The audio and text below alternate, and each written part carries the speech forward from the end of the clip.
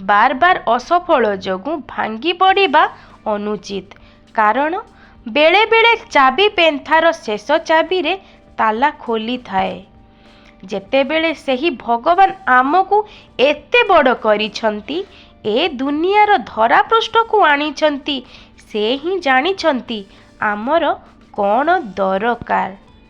भारी अजबे दुनियार लोक। थरे तले पड़िकी देख, केही आसीबे नाही तुमको उठाइबा पाई, किंतु थरे ऊपर को उठिकी देख, समस्ते आसी जिबे गोड़ टाणिबा पाई। आजिर दुनिया रे बिना स्वार्थरे केही भी आपनंकु इज्जत देवे नाही।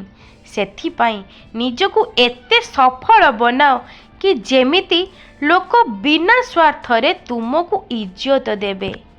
श्री कृष्ण कहती, जेउ मनीष निज लड़ेई एका लड़ी थाए, निज रास्ता को एका स्थिर करी थाए, लोकंको कड़ा कथा को सही जाई निज रास्ता रे ही आगो को बढ़ु थाए, सेमानंको साथी रे सबु बेले रही थाए। बुद्धिमान व्यक्ति केबे भी मनरे प्रतिशोधर भावना रखी न थांती, काहींकि ना से एहा भल भावे जानी थांती कि भगवान ठीक कर्म आ ठीक समय आसिले समस्तंक हिसाब करी थांती। एही मतलबी दुनिया रे कौनसी मतलब रखंतु नाही। आउ मतलब रखिबार अछि तो निज मतलब उपरे मतलब रखंतु। ईश्वरंको ना ईश्वरंकु ना आम धन ना आम शरीर किछि भी दरकार नाही, केवल आम पवित्र मन दरकार। सेथिपाई कुहंती, मनरु सबु खराब चिंताधारा दूर करंतु। सबु दुख दूर हेला परे मन प्रसन्न हुए, एहा तुम भ्रम। बरं मन प्रसन्न हेले सबु दुख दूर होई जाए, एहा ही निराट सत्य। आपण कौ समय रे ठीक थिले एहाकु केही मने रखंती नाही। आपण केउ समय रे भूल थिले एहाकु समस्ते मने रखंती। केवल विष ही मृत्यु दिए नाही, किछि लोकंको कथा ही काफी मारिबा पाई। चित्कार करी तो सेही कथा हुए जिए मिछ कुहे, आउ सत्य तो धीरे कहिले भी पूरा ब्रह्मांड कंपी उठे। सेही लोक मानंको उपरे ध्यान दियंतु नाही, जेउ माने तुम पिठी पछरे तुम आलोचना करंती। सेही भली लोकंको ठारू दूरेई रुहंतु।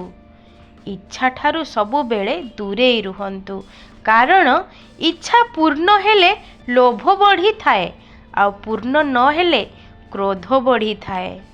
निजर समस्या आउ दुख कष्ट को केबे भी काहा आगरे प्रकाश करंतु नाही, काहीकि ना साहाଯ୍ୟ କରିବାକୁ केही जणे भी आसीबे नाही, किंतु मजाक बनेइबा पाई हजारे लोक आसी जिबे।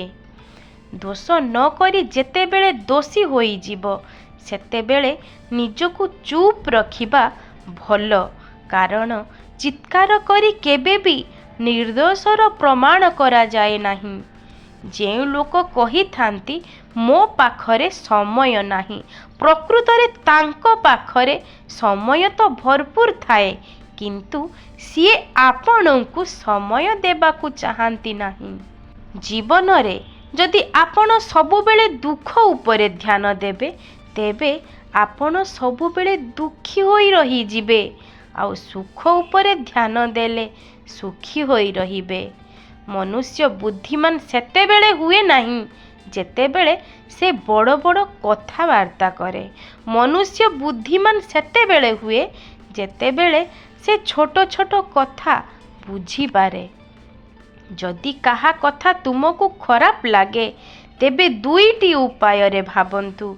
जदि लोकटी गुरुत्वपूर्ण, तेबे कथा को भूली जांतु, आउ जदि कथा गुरुत्वपूर्ण, तेबे लोकटी को भूली जांतु।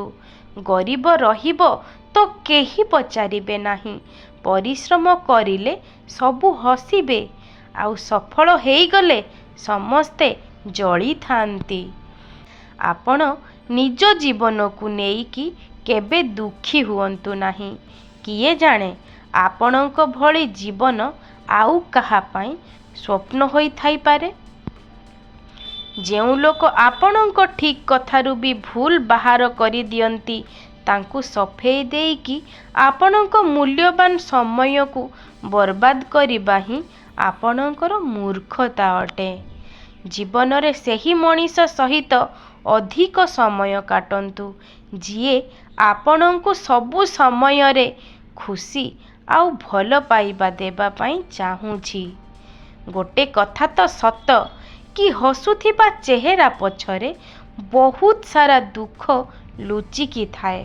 ଯେଉଁ ମଣିଷର ସତ କହିବା ଅଭ୍ୟାସ ଥାଏ, ଲୋକମାନେ ସବୁଠୁ ବଡ଼ ଭୁଲ ତାକୁ ହିଁ କହିଥାନ୍ତି। ପରିବାର କେବଳ ସାଙ୍ଗ ହେଇ ରହିବା ନୁହେଁ, ବରଂ ପରସ୍ପରକୁ ଭଲ ପାଇବା, ସମ୍ମାନ ଆଉ ସାହାଯ୍ୟରେ ତିଆରି ହୋଇଥାଏ। ଯେଉଁଠି ଅନ୍ୟକୁ ବୁଝାଇବା କଷ୍ଟକର ହୋଇଥାଏ, ସେଇଠି ନିଜକୁ ବୁଝାଇବା ହିଁ ବହୁତ ଭଲ ହୋଇଥାଏ। ଯେତେବେଳେ ଭାଗ୍ୟ ଆଉ ପରିସ୍ଥିତି ଏ ଦୁଇଟି ଯାକ ସାଥ ଦିଅନ୍ତି ନାହିଁ, ସେତେବେଳେ ମଣିଷ ତାଙ୍କ କଥା ଶୁଣୁଥାଏ, ଯାହାର କିଛି ମୂଲ୍ୟ ନଥାଏ। ଭଗବାନ ଶ୍ରୀକୃଷ୍ଣ କହିଛନ୍ତି, ଜୀବନରେ ବଞ୍ଚିବା ପାଇଁ ଦୁଇଟି ତରିକା ଅଛି। ପ୍ରଥମେ ଆପଣ ଯାହା ପସନ୍ଦ କରନ୍ତି ତାକୁ ହାସଲ କରନ୍ତୁ। ଅନ୍ୟଟି ଯାହା ହାସଲ କରିଛନ୍ତି ତାକୁ ପସନ୍ଦ କରନ୍ତୁ। ସ୍ୱପ୍ନ ଦେଖନ୍ତୁ, କିନ୍ତୁ ଖାଲି ସ୍ୱପ୍ନ ଦେଖିଲେ କିଛି ହେବନି ଆଜ୍ଞା। କିଛି ବି ଜୀବନରେ ସହଜରେ ମିଳେ ନାହିଁ। ମଣିଷର ବିଶ୍ୱାସ ଗୋଟେ ଦର୍ପଣ ସଦୃଶ୍ୟ ହୋଇଥାଏ। ଆପଣ ତାକୁ ଭାଙ୍ଗି ପୁଣି ଗଢ଼ିବା ପାଇଁ ଚେଷ୍ଟା କଲେ ସେ କେବେ ବି ପୂର୍ବ ଭଳି ହୋଇପାରେ ନାହିଁ। ଯଦି ଆପଣଙ୍କ କଥା କଟାକଟି ଗୋଟେ ମୂର୍ଖ ଲୋକଙ୍କ ସହ ହୁଏ, ତେବେ ଆପଣ ଚୁପ୍ ରହିଯିବା ଆବଶ୍ୟକ। କାହିଁକି ନା ଆପଣଙ୍କ ସ୍ୱର ଯେତେ ବି ଉଚ୍ଚା ହୋଇଥାଉ ନା କାହିଁକି, ଆପଣ କେବେ ବି ଗୋଟେ କୁକୁରଠାରୁ ଭଲ ଭୁକି ପାରିବେନି। ସବୁବେଳେ ସେଇ ଲୋକମାନଙ୍କୁ ନିଜ ହୃଦୟରେ ସାଇତି ରଖିବେ ଆଜ୍ଞା, ଯେଉଁ ଲୋକ ଆପଣଙ୍କୁ ଏ ଦୁଇଟି ଉପହାର ଦେଇଛନ୍ତି। ପ୍ରଥମଟି ସମୟ ଆଉ ଦ୍ୱିତୀୟଟି ସାଥ।